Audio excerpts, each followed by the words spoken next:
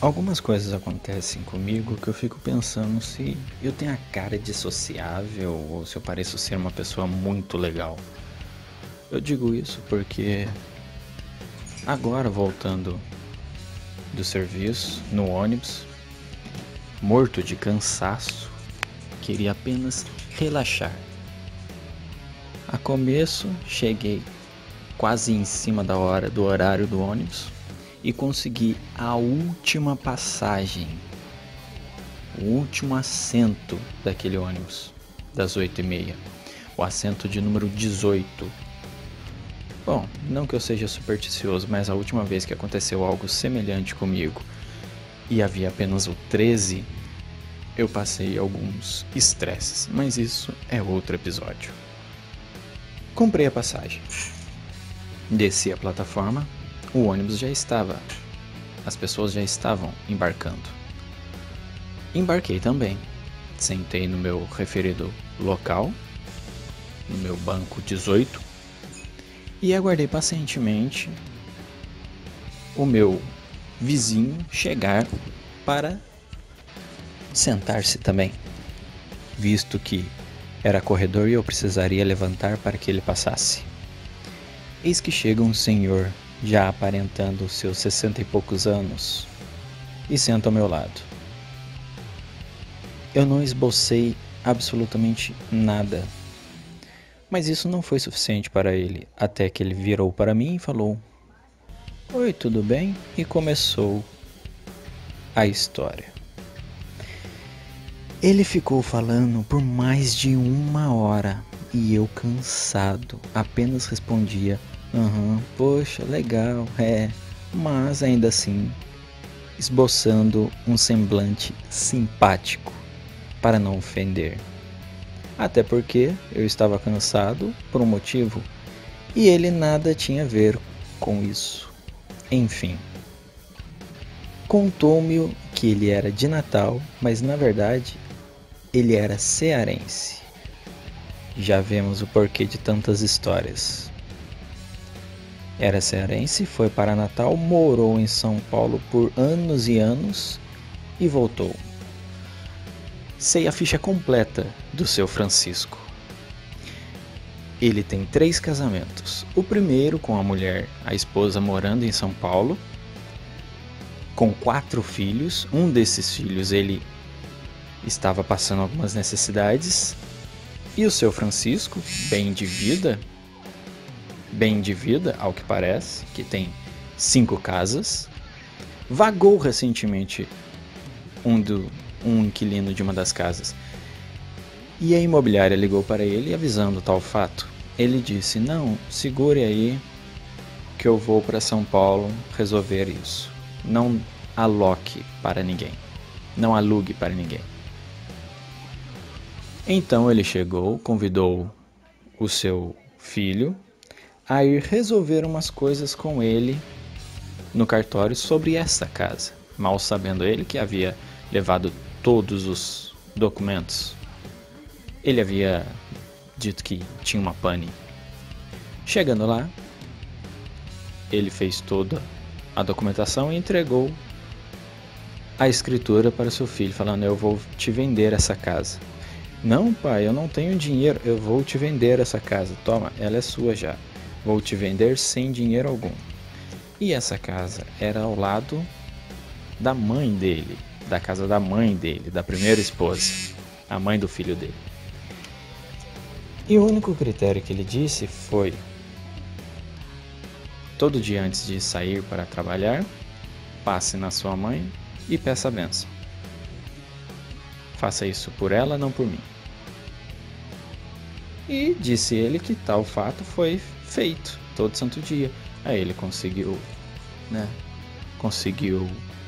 um bom dinheiro, fez uma reforma na casa, construiu um salão onde sempre fazem festas lá.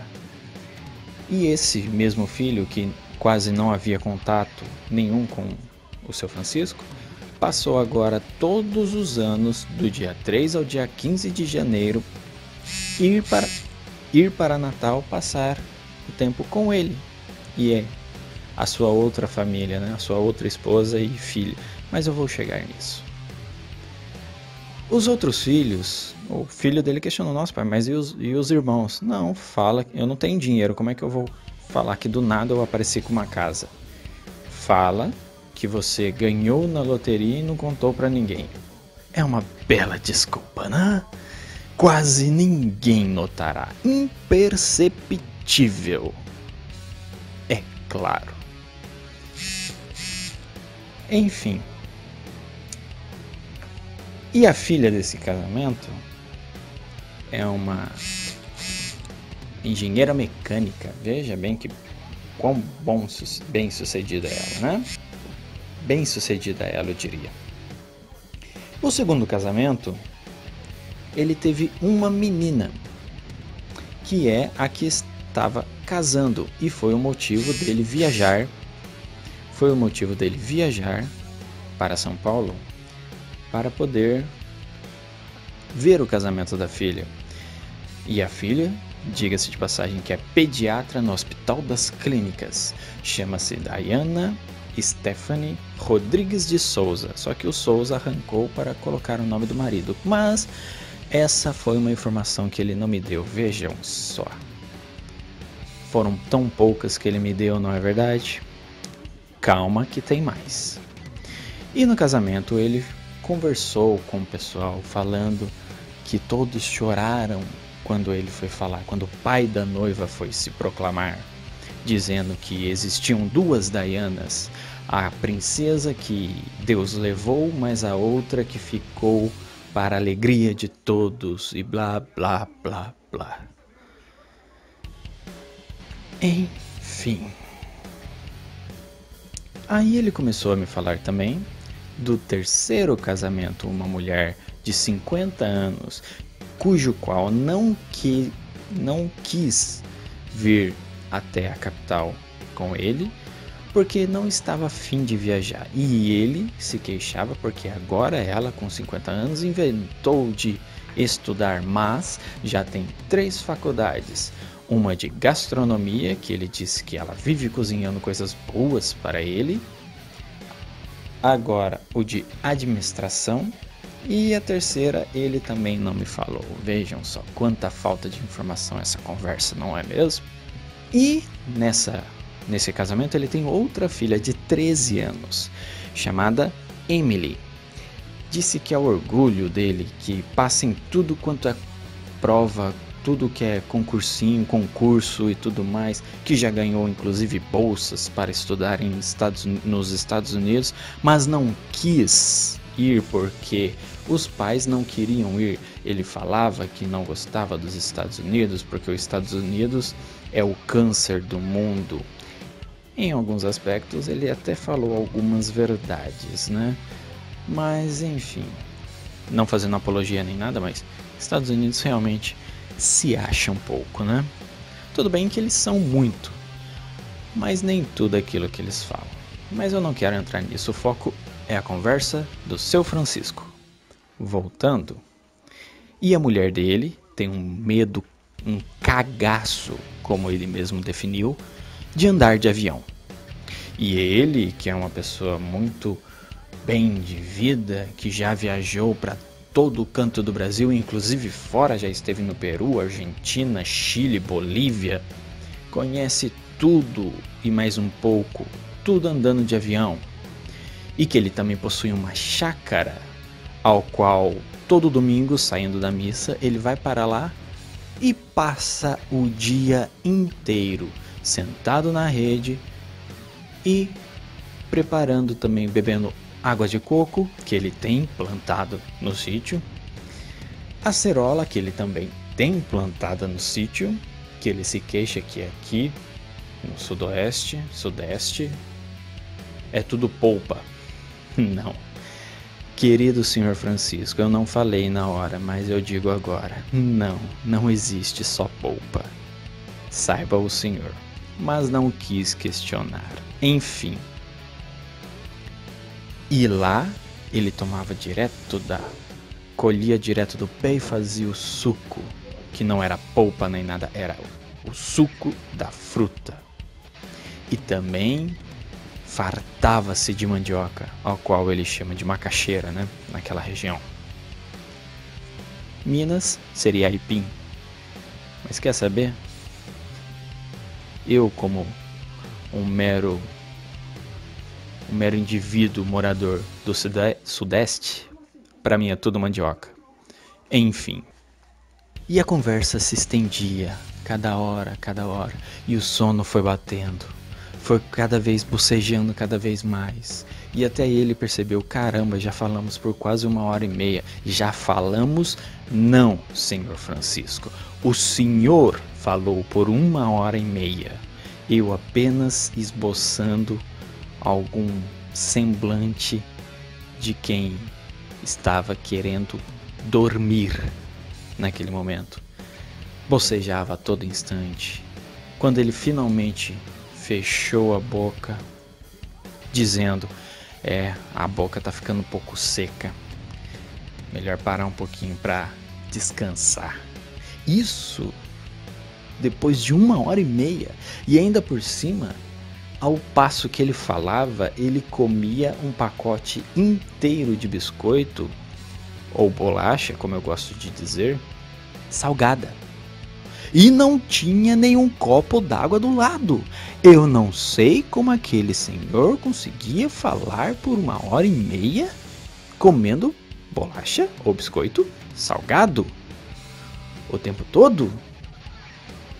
E o mais interessante é que conforme ele falava, eu ficava debaixo de uma chuva de farelos molhados de bolacha salgada, de biscoito salgado. Uma chuva de miolos, uma chuva de farelos de biscoito salgado. Era maravilhoso aquilo, e aquilo estava começando a me deixar muito feliz, com um sorriso de orelha a orelha. E ele dizia que tinha 5 carros também, que carro para ele não significava nada que ele gostava. Carro para ele tinha que ser de 2.0 para cima, porque 1.0 é muito fraco, ele não consegue ultrapassar um caminhão, porque um caminhão a 100 km por hora, o giro da roda dele é muito maior que o seu carro de 1.0 e vai ter que passar por ele a mais de 140 a 150. Caraca, maluco, que carro é esse que não consegue passar um caminhão? Eu no meu 1.0 passo um caminhão que está a 100 e eu a 110 no máximo. Enfim, sei que muitas coisas foram ditas por aquele senhor que dizia ter acordado justamente em cima da hora, pego o metrô, corrido para o terminal rodoviário. Chegou justamente também em cima da hora e perguntou para a moça qual o próximo ônibus para Aparecida, porque ele queria ver a santa. Ela daqui a 10 minutos, 8h30. Poxa, isso é coisa dela, ele dizia. Mas, em todo caso, ele ainda comprou a passagem antes de mim. Porque, como eu disse, quando eu cheguei, restava-me única e exclusivamente a passagem de número 18, o banco de número 18. Senhores, eu posso parecer sociável, eu posso parecer uma pessoa muito bacana em querer conversar com você por quase 2 horas direto, quando se está cansado e com sono. Mas na moral, me deixa em paz, eu não quero conversar. Resumindo, tal qual foram poucas informações, tantas vezes foram pouquíssimas as informações que aquele senhor falou sobre a vida dele, que vejam só, eu quase não sei nada da vida dele. Eu quase não sei nada, veja bem. O que eu sei dele? Sei que o nome dele é Francisco, ele tem 3 casamentos, 4 filhos no primeiro, 1 no segundo, 1 no terceiro. O filho ganhou uma casa dele, a outra filha casou, a outra ganha concursos de tudo quanto é tipo, que uma certa vez num colégio todo de gente rica, como ele diz, que só passava filho de advogado, de médico, de caramba 4 que fosse. A filha dele prestou a bolsa e ganhou mais de 50% sem estudar nada, ele disse. Vai lá, faz para conhecer a prova, ele disse para a filha. E ele contando Vitória, que ao invés de 1.400 e bordoada, ele paga quase 700 de escola da filha. Que bom, não é? Hoje em dia, ensino público realmente está complicado. Mas enfim, para uma pessoa que tem tanta coisa, que viveu tudo isso, pegar um ônibus, se tem 5 carros, 5 casas, não que a casa saia voando, saia do local, mas 5 carros, e não pode pegar um deles para ir, porque ele disse que faz seguro de todos e o seguro deles são completos, são todos os tipos de todos, abrange tudo. E os vizinhos dele que resolvem esse problema, né? Ele tem contas no Bradesco, no Santander e na Caixa. E a gerente do Santander, certa vez, a Shirley, certa vez estava conversando com ele e ele disse que queria uma franquia, que ele tinha 2 franquias boas e não iria fazer a 3ª franquia do carro dele no Santander. E ela disse, não, vai lá e me apresenta os 2 orçamentos que a gente bate. Ele foi na Porto Seguro, que é uma das mais caras, pediu. Foi no Itaú, pediu uma simulação também e levou as 2 para lá e ele conseguiu bem mais com desconto. Bom, isso, né, a gente sabe que muitas pessoas fazem. Não é a título de curiosidade, mas enfim. A história da Shirley. Certa vez ele comprou mais de 1.000 espigas de milho, mandou fazer curau, pamonha, e fez também com as mandiocas dele, fez uma canjiquinha, fez tudo mais, e deu para essa Shirley provar. Fez uma cambuquinha de um tamanho razoável, que ele mesmo disse, e entregou para ela. E aí voltou no outro dia e ela falando, nossa, seu Francisco, foi a melhor canjiquinha, melhor pamonha que eu comi toda a vida, que não sei o que. E as amigas dela também falando que iriam comer, porque era possível ela comer tudo aquilo que ele havia dado. Falaram também que era uma delícia. Poxa, além de tudo tão simples, ele, além de tudo isso, também é um bom cozinheiro, pelo que eu entendi, né? Enfim, o neto dele, ou um filho do vizinho, isso ele não deixou muito claro, vai na chácara dele colher a cerola, colher o coco, colher as coisas e vender na feira. Só que ele é bem espertão, como ele mesmo disse, porque se lá eles vendem a R$3 o quilo, esse menino vende a R$1,50 o quilo, e aí vende tudo. E ele disse que era um orgulho para ele. É a lei da oferta e procura, mas isso é um certo roubo, né? Pelo amor. Isso é uma concorrência desleal. Não dá. Mas enfim. É isso, seu Francisco. Obrigado pelos poucas informações que o senhor deu sobre sua vida. Eu sei tão pouco sobre o senhor agora que eu quase me esqueci quem sou eu. Enfim, é isso. Pelo que eu me lembro, é isso. Pessoal, até mais.